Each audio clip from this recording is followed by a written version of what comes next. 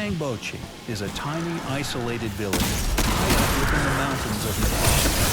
Resting at an altitude of 13,000 feet, it is located deep within the Himalayas.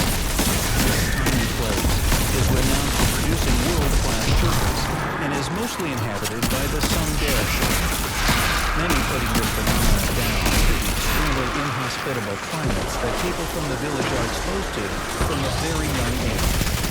It is also the home of an ancient monastery whose resident walls seem at best completely isolated from the rest of mankind, above the clouds on top of the mountains. Countless lost and extremely lucky souls have been lured to this place during the vicious blizzards which consume the mountains, saved only by the sound of the monks' ceremonial horns.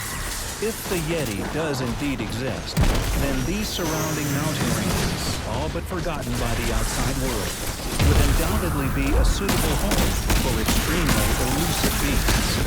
And if a population of human beings were ever to encounter such an animal, it would have to be the monks of such monasteries, dotted within these inhospitable and completely isolated mountain ranges.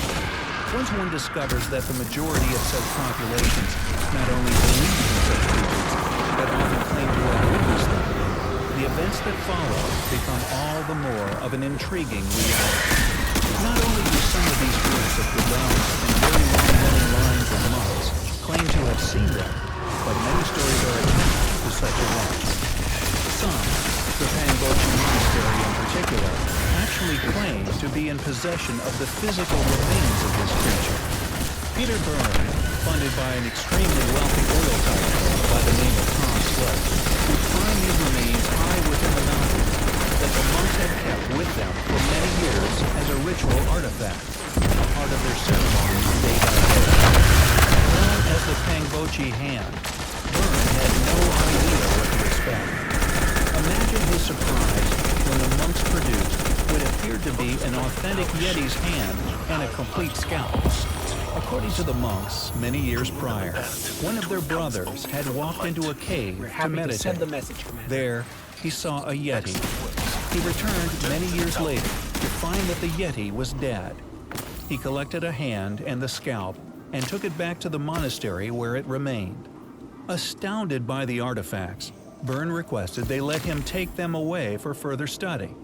Unfortunately, the monks refused, claiming the remains were too highly valued by the monastery. Unperturbed and determined to come away from there with some sort of hard evidence, in a shocking move, Peter Burns stole sections of the hand bone from the monks, replacing them with human bone. Byrne then smuggled the bones out of Nepal and into India, where actor James Stewart allegedly smuggled the hand bones out of the country in his luggage to England. Once at the London University, primatologist William Charles Osman Hill conducted a physical examination of the pieces that Byrne supplied. His first findings were that it was a hominid, and later in 1960, he decided that the Pangboche fragments were a closer match to a Neanderthal, but not an exact match. In 1991, in conjunction with Loren Coleman's research, it was discovered that the Slick Expedition consultant, an American anthropologist by the name of George Agagino, had retained other samples of the Pangboche hand kept from the original theft.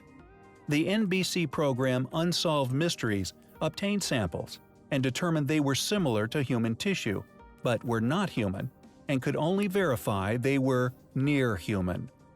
Shortly thereafter, most likely due to confirmation via forensic testing of the artifact's authenticity, the entire hand and scalp was stolen from the Pangboche Monastery in a military precision-style operation. Rumors regarding the items reportedly disappearing into a private collection via the illegal underground in the sale of antiquities would circulate, yet they have never been seen again. George Agagino, before his death on September 11, 2000, transferred his secret research upon the Pangboche Yeti hand to Loren Coleman. In 2010, Weta Workshops, who did the models for the Lord of the Rings movies, kindly produced a replica skull and hand based on photos of the missing hand and skull.